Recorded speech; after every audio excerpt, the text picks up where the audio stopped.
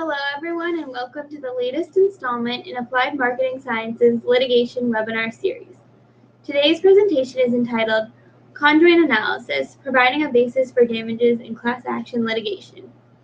My name is Amanda Traub. I'm a Senior Analyst at AMS, and I will be your host for today's webinar. I'm here to help to make sure the session runs smoothly and assist with questions at the end.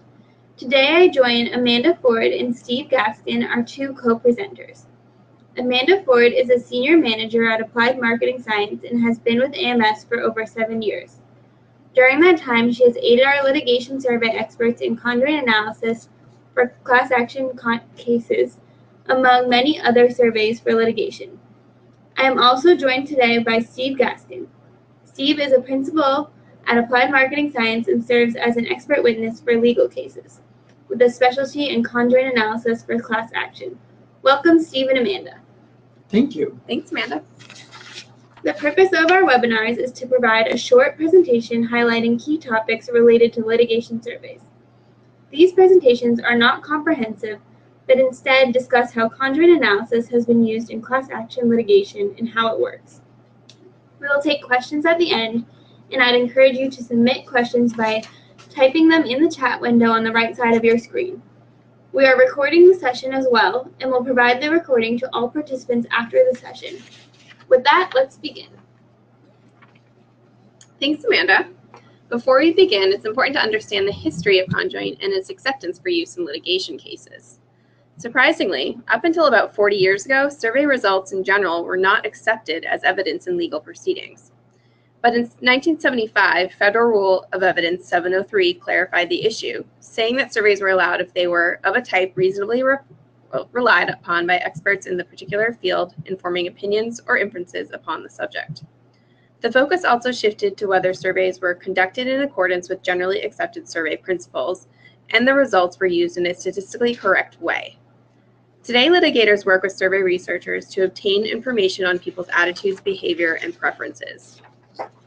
Conjoint analysis, which will be described in a moment, can provide a basis for the calculation of damages for class action matters and has been used successfully in class actions where courts have granted class certifications.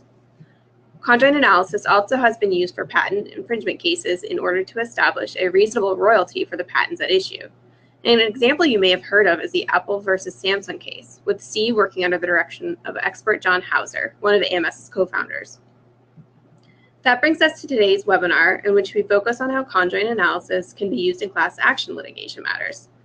AMS has been involved on behalf of plaintiffs in a number of conjoints for class action in a variety of product categories, including motor vehicles, electronics, computer software, and consumer packaged goods.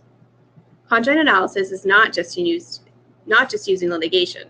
In fact, it is widely used type of quantitative market research.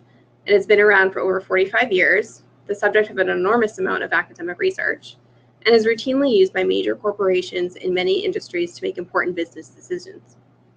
The methods used for conjoint analyses in these business applications are the same as those used in litigation. So, conjoint analysis is not an obscure or unrecognized methodology. It's actually very common and well recognized, and based on decades of peer-reviewed academic research. Conjoint analysis is well adapted to the benefit of the bargain theory of a class action case. As we continue today's webinar, we will discuss some issues to consider when choosing conjoint analysis surveys for class action matters, and the process for fielding and analyzing a conjoint survey. We will review some real-world case examples, and finally, we will review general timing estimates. With that, let's dive in.